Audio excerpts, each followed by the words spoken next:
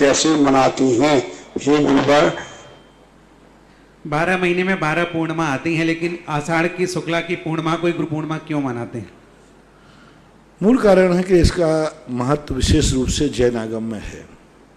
अन्य दर्शनकारों ने अपने हिसाब से गुरु पूर्णिमा मानी, लेकिन प्राग इतिहास में सबसे प्राचीन गुरु पूर्णिमा का महत्व जैन दर्शन में है, क्योंकि इस दिन पूर्णिमा के दिन गौतम गणधर ने दीक्षा ली थी, गुरु पद स्वीकार किया था, गणधर परमेष्ठी पद पर अधिष्ठित हुए थे। इस कारण से गुरु पूर्णिमा भगवान महावीर स्वामी की दिव्य धुनी का जो खिलने का काल है, यानी भगवान महावीर स्वामी का जो 66 दिन केवल ज्ञान हुए, उससे आप लगा लीजिए 66 दिन गुरु पूर्णिमा का दिन आ जाएगा।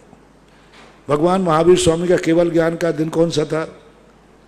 उसमें से आषाढ़ सुदी पूर्णम देख लीजिए, कौन सा है महावीर स्वामी? तिथि कौन सी थी? आप लगाएं, जब तक निकाल के बताएं। तो उसके अनुसार 66 दिन बाद गौतम गणधर की प्राप्ति, इसलिए सबसे पहले किसने बनाया? उसी समय से चल रहा है। अब वर्तमान में जो बनाने की परंपराएं चल रही हैं, जैनियों में गौण हो गया। जैनियों में गुरु पूर्णिमा को गौण कर दिया गया।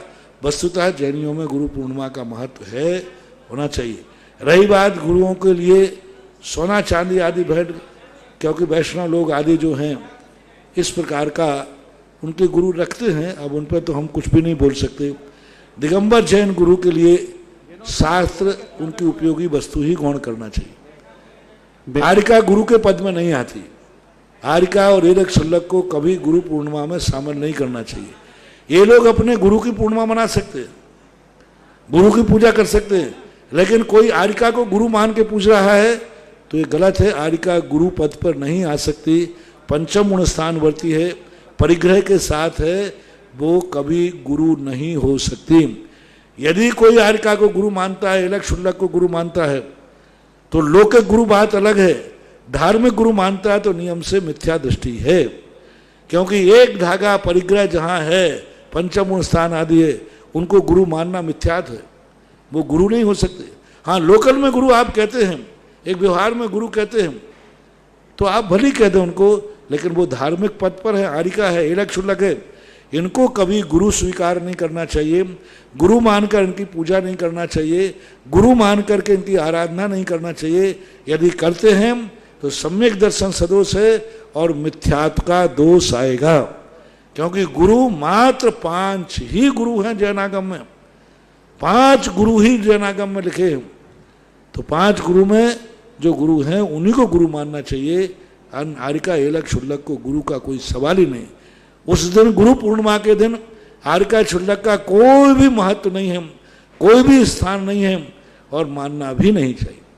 महत दिगंबर मुनि को एक गणधर परमेष्ठी का प्रतीक मान करके उनकी पूजा करते हैं, एक गणधर परमेष्ठी का स्वरूप मानकर करते हैं, तो आप कर सकते हैं, बाधा नहीं है, ऐसे जानना। कई बार महाराज श्री देखने सुनने में भी आया, पत्रिका में या संचालन में लोग गुरु माँ बोल देते हैं। नहीं बोलना चाहिए। देखो, धार्मिक पद है वो, आर्यिका बोलो, पहली बात तो माँ भा ये सब आगम में तो कहीं लिखा नहीं।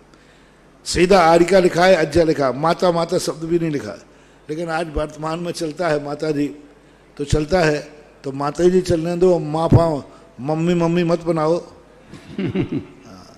माँ कहो, फिर कोई कहने लगे आजकल का बच्चा माँ को क्या कहते, मम मम mom mom mom mom mom कहने लगे, तो फिर तो तुम बिगाड़ते जाओगे। पहले माता जी शब्द एक अच्छा ठीक है, बाद में लगा देते हैं, फिर बाद में अब पहले लगने लगा गुरु माँ, फिर गुरु मॉम, गुरु मॉम, अब फिर तो तुम फिर अब मैं बोल नहीं रहा हूँ तो ठीक है।